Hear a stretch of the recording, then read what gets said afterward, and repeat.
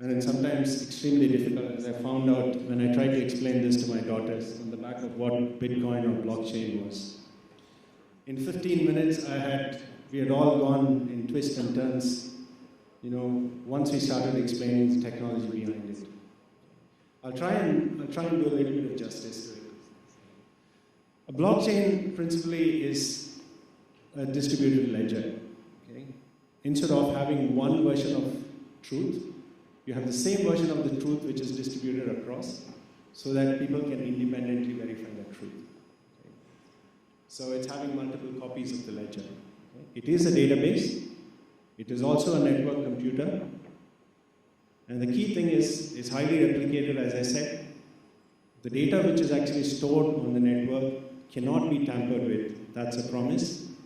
Okay? And anyone who has access can verify the contents of it. And it's peer-to-peer in the sense that you can have conversations not with an institution but with individuals. So the blockchain, basically, a layer on top of the blockchain could actually be contracts, agreements, escrows, and transactions which you can put so that you can have what is called as a transfer of value or a digital transfer of digital assets between individuals or entities. So I work at JLT, and I've been actually working with blockchain for a couple of years. Okay. One of the use cases where we have actually tried to use it is in the case of commodities trading and on the back of a platform which we have built called iCargo. Okay. Now, if you look at the complex map there, okay, a typical trade credit or a trade online for a commodity being shipped from point A to point B involves around 17 different stakeholders. Okay? And the whole process is highly inefficient, and it's also expensive because each one has to have their own version of the truth. Okay? The iCargo platform actually provides a transactional system which connects most of these stakeholders together. However, it is not instantaneous. Everyone relies on a piece of paper, and everyone has to have their version of the truth for a period of time. Okay? And blockchain, hopefully, would integrate all these parties onto one platform so that they can all be on one network at any point in time looking at the truth instantaneously. Okay. Now, a blockchain is actually the underlying technology on the back of which many things can happen. The Bitcoin which you have, the Ethereum coins, and any of the ICOs which you hear nowadays are basically implementations on the back of a technology called blockchain. So that distinction has to be very, very clear in the minds of risk managers. Bitcoin and blockchain are often used interchangeably. The terminology is used interchangeably, but that's not true. Okay?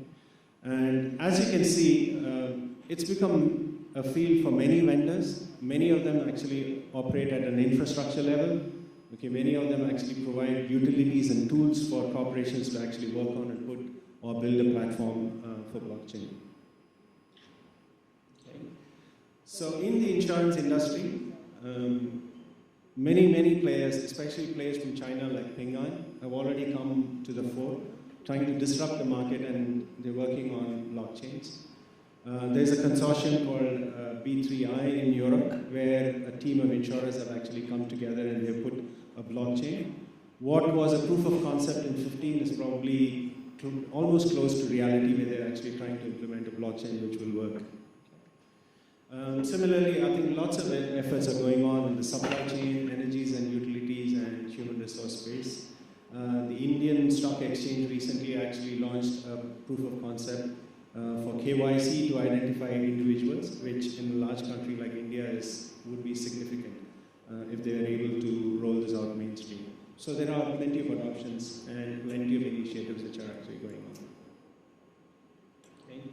I've also been working along with a few industry partners on a blockchain called the InsureWave, which is currently focused on marine. Okay, again, this is a consortium led by people like Ernst & Young, where we have multiple reinsurers, insurers, primarily on the back of Maersk as a shipping company.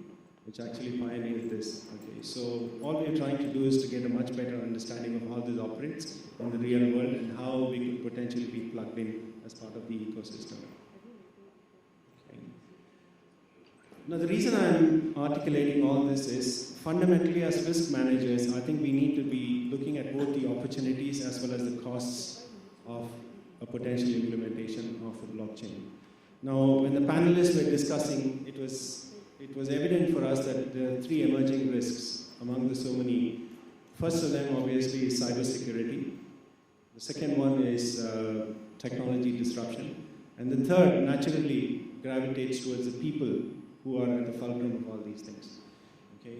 And blockchain is seen as a potential solution to cybersecurity, but at the same time, it's also a technology disruptor, which means as risk managers, you need to really look at where exactly this is heading so that you can hedge your bets and you can be aware on how you actually strategize and work around it. Okay. Now, the views on blockchain are extreme. Okay. So if you look at the statement from Vitalik Buterin, who's the co-founder of Ethereum, which is actually a Bitcoin equivalent, he feels that blockchain is something like putting the taxi driver out of the job.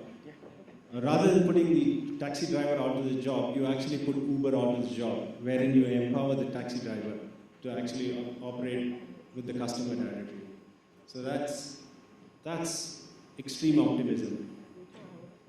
You also have people who have moderate views on this. Okay, one of the leading authors, or the guy who writes substantially around this material, he thinks blockchain is just a Bitcoin with a haircut, so that it becomes a lot more palatable when we actually go and present it in front of the board. Okay. But there are some extreme people who actually outright reject it. Okay, and this is something which you should actually try and test it out. Take any document on blockchain, there are millions of them available on the internet, and just run it through a simple check. Wherever you find the word blockchain, please change it with the word database. And if you think in your head it means the same, then it's all bullshit. Okay, that's the extreme view of it. All right? And one of the guys who actually teaches at a computer science institution in the prestigious UC Berkeley, Nicholas Weaver, although he teaches it, he still believes it's at best misguided and at worst is a fraud. So you have a spectrum of people. Okay? As risk managers, I think we could just take a neutral position, look at both extremes and see what is best and be resilient in terms of how we respond to it. Okay. However, having said that, there are a few valid concerns, okay? And most of the examples of hacking and cybersecurity intrusions have been more around Bitcoin and Ethereum. Okay? There are two things here. I mean, you can take a couple of examples. There's one example where 3.6 million ethers were stolen. The value at that point in time was about $80 million. Okay? And there's another instance where $72 million worth of Bitcoin were actually stolen from the Hong Kong cryptocurrency. Now, what is interesting here is not what got stolen. What is interesting is how the recovery happened. Okay? What they did in both instances is actually they forked out a new instance. It is almost like saying that, right? Okay, if somebody steals my bank, I create another bank and reverse all the history there. Okay, and this is unbelievable in the sense, if you try and operate like this in your corporate world with your current core database systems, I don't think any entity will allow you to do this. Okay, so that sort of shows that the technology is still not mature in the sense you would really want it to be for you to get the required benefits. Okay, the other beautiful thing here is just look at the segment which I have circled. That's the amount of energy consumption for Bitcoin last year. Okay? The average energy consumption was almost close to what Philippines consumes as a nation. Okay? And on the right top, you could actually see the amount of energy which is required to mine one Bitcoin. Okay? Compare that with what Visa spends in processing 100,000 transactions. So it's not all red and rosy about it. There are certain challenges from a blockchain point of view. So where is really the hype? So if you look at the Gartner curve, most of you would be familiar with the Gartner hype curve. this is from 2017. You would see that it is right at the peak of inflated expectations, okay? Which simply means that it either goes towards enlightenment or people will just get disillusioned with this technology pretty soon. But the prognosis is, depends on who you ask, is that the technology will perhaps mature in the next 5 to 10 years. So for the most important thing is that anything related to blockchain functions on the basis of appropriate use cases. Okay? Blockchain works on the principle of trust, which means that it needs to be essentially multi-party, where all the parties want to be on a network where there's an element of trust. Okay? The moment this happens, it simply means that many people would have to would have to collaborate on a platform to make blockchain work. Now that collaboration is not easier to achieve. Okay? So in that sense, right, identifying appropriate use cases for blockchain is very, very important. Okay? Most of the blockchain efforts which you see in the industry are proof of concept or prototype, which actually takes a slice or a segment of the entire value chain and just tries to use it as a technology demonstrator. Okay? Now those don't really build commercial blockchains. Okay? So if you look at the hybrid reality, low complexity blockchains, especially for wholesale trading, I think should be available in 2 to 5 years. Okay, if you're really looking at a banking or a financial system where there's an automatic end-to-end settlement, that would perhaps be about 5 to 10 years. All right, and if you're really talking about machines and Internet of Things and blockchains built around that, managing energy grids and performance of machines and efficiencies and stuff like that, that's still in the hype zone. It's probably 10 to 5 years. Again, right, opinions might differ here. In terms of awareness, risk managers should know that blockchain definitely does promote transparency around the value chain. It provides a tool for faster settlements. Cost reductions can be achieved because transaction gets a lot more done a lot quicker through the network. Blockchain are immutable in the sense that you really cannot tamper with them, and then perpetrating fraud on it is a lot difficult, and the whole network is resilient because it's not one single computer, but it's a network of computers. There are several concerns around it because it's emerging technology. Okay, having a regulatory or legal environment is not mature, it's not responded. Singapore leads in this. In Singapore, you could easily work with the MAS on a sandbox if you really want to test some of these ideas, but that cannot be stated for many of the countries or the geographies where you want to operate. Okay? Once you've actually laid out a blockchain and implemented it, this simply means that substantial people risks are there. People who used to do traditional jobs would now have to be retrained. That's a significant risk which you need to be aware of. One important thing is blockchain, the way it is implemented currently is laid out on top of your existing infrastructure and your current application stack. What this means that you have a legacy platform in place, okay? And anytime you try to integrate anything with the legacy platform, it introduces challenges and risk into the ecosystem which you need to be aware of. Okay, and as I said, most blockchains are proof of concept and are specific use case driven. Wider adoption might pose significant challenges. Okay, now let me just take a quick look at what is the perspective of blockchain from an enterprise risk manager's point of view. Okay.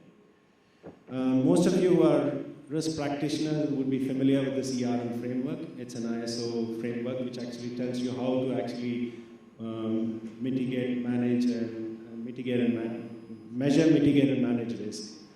Okay. Now, what would be a typical strategy? Would always be something driven by a corporate strategy. You would start by identifying what your key strategies for your companies are. Okay, which would start from your mission and vision. That would then come down to what your core business model is. Okay, and in the core business model, you try to understand what is the value, how do you create value, how do you retain value, and how do you sustain value. Okay, now blockchain has to be looked at it in the context of your business model as well, because once you implement a blockchain, the business model essentially changes. Okay? So which means that all your critical success factors which you had without this piece of technology, okay, whilst remains changed, the profile of your risks and the profile of how you will control these risks have actually changed. So as a practitioner, you need to be aware that your risk matrix has actually now changed, and you need to evolve and work towards a mature risk matrix.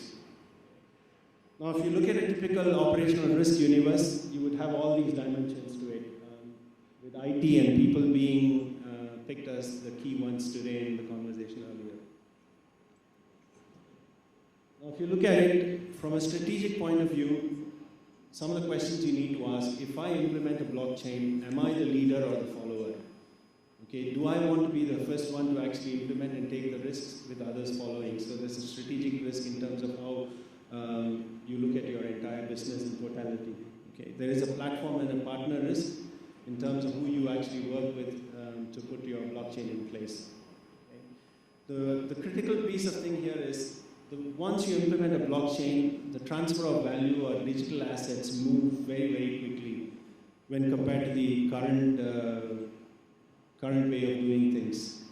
Okay, now what this means is that your BCM and BCP protocol, in case of actually failures, the lead time for you to react is shortened now. From months to days, it's probably come to a fraction because these transactions are happening at seconds or in minutes, okay? So if something really goes wrong, your response time and strategies have to be now in minutes and in hours rather than days. So your BCM has to perhaps be entirely rewritten. Now, any failures here would also lead to reputational risks, and as I said, there are also regulatory risks around it. There's also a substantial amount of IT risks on the back of the technology, okay, inherent. Okay. And there are a couple of risks which are actually called transfer of value risks, which are very, very new, and this is typically not in the risk manager's vocabulary now. Okay, these are hard to explain because in order to actually understand this, you would need to understand the technology framework or the operational framework of how actually a blockchain works. Okay. Now, blockchain actually works on the premise that a copy of information which you hold is actually distributed across the network so that every node or every person or an individual holds the same copy. Okay. Which simply means that at any point in time, every single network must hold an identical copy. Okay. Now, the way in which you agree that each one of us hold a unique identical copy is through a mechanism called consensus building. Okay. Now, the protocols of how you build a consensus are very, very different. Okay. On a platform like Bitcoin, or on a platform which you might put as part of your corporate, or on the back of a platform where you actually collaborate with a few stakeholders. So the consensus platform could be very different. Not implementing the consensus protocol properly means that the value transfer may not be complete. So this is a new risk which most risk managers are not aware, and it's tied to the underlying technology. Okay. The other important thing is, whilst a blockchain might actually protect all the information which you hold, okay, by virtue of the network effect, a lot of metadata is actually exposed. So I may not know what transaction what is held in a document, but I would know enough about what documents are being sent, where is it sent, where does it originate, and that actually could create a trail, almost like, you're on a browser, and right now your browser on the back of the cookies typically knows what sites you're actually visiting. Okay. So metadata can actually reveal substantially more about you, and that's a new risk which you should need to be aware of. The other most important and vulnerable aspect of a blockchain fundamentally is around interfaces with people. Human beings are the most vulnerable in a cybersecurity value chain. Okay? So the place where you actually interact